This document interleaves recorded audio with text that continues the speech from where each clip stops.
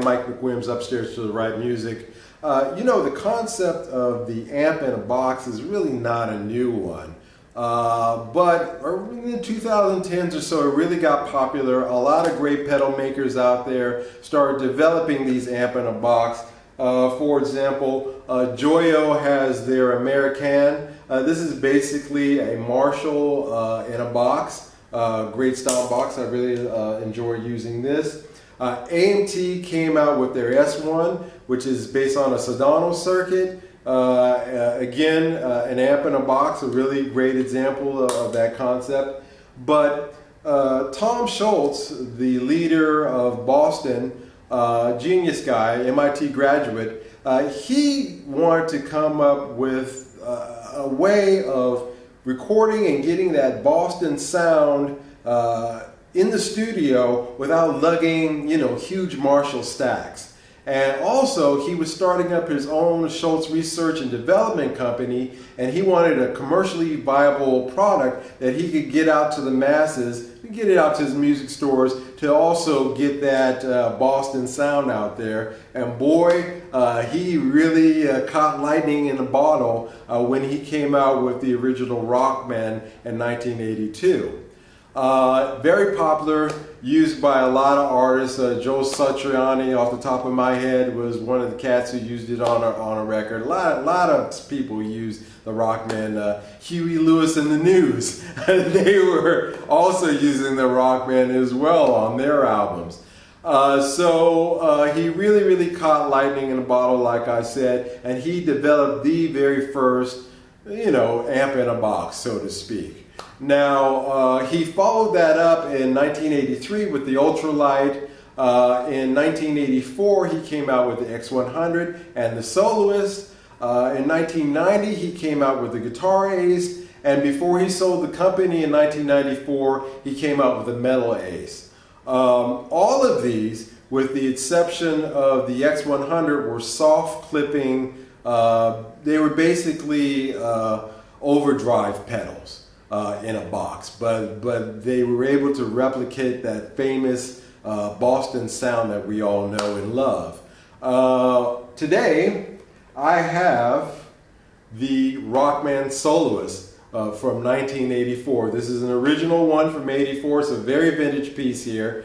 Much like the DiMarzio Super Distortions, you know, Super Distortion sounds like a Super Distortion, as I've talked about before. The Rockman series, all of them, they basically have that classic Boston sound in a box. Very simple unit. Actually, the Rockman Soloist here was a unique product in itself when it came out in '84. It's based on a simplified Rockman circuit, and it doesn't have the built-in reverb that the Rockman has, but for all intents and purposes, it is that classic Rockman tone. It has a distortion channel, an edge channel, and a clean channel. It does have built-in chorus in it. It has two headphone outs, of course your guitar input, a very not so great low level output. Actually, I found outputting from the headphone with an adapter gives you a lot better results. But all in all, I could say this is that classic Rockman tone. You know, when I was a kid, I would go to West LA Music in Los Angeles. Unfortunately, they're no longer there. And man, they just had these all over for sale. And I looked at it, I was like, oh man, you know, I really would love to buy one of those, but they were pricey then. And so I wasn't able, it was a choice between getting that and, you know, getting, you know, a good enough guitar so that I could practice on. I was a teenager, so I didn't have a lot of bread, so I had to pass on that. I feel so fortunate now that I'm an adult that I'm able to finally obtain one of these and share it with you. So what I'd like to do today with this is let's run this into my modified Laney with the 1972 Celestion Greenback. Just this straight into the Laney. I'll use the room mic so we can capture the overall sound. And I'll use my Westbury 1979 Westbury guitar with its built-in it came stock with super distortions.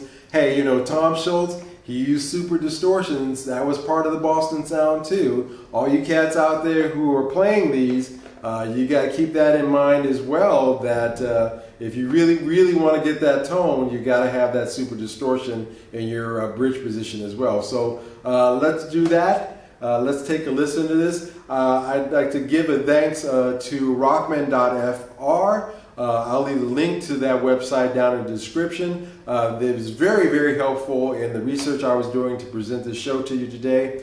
And without any further ado, let's take a listen to this and see how it sounds.